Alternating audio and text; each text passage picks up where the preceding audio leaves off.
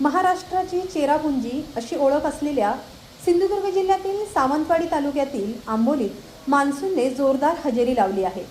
पावसामुळे आंबोलीतील मुख्य धबधब्यासह परिसरातील इतर धबधबेही दिमाखात प्रवाहित झाले आहेत। मुख्य धबधबा सुरू होताच पर्यटकांनी आंबोलीकडे मोठी गर्दी केली आहे।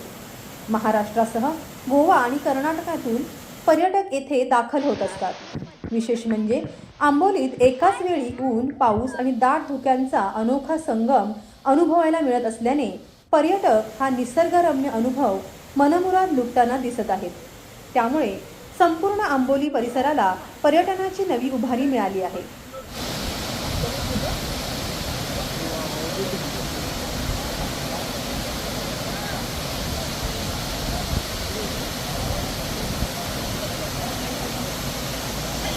Viraj Gosavi, Maharashtra live news, Sindhudurg.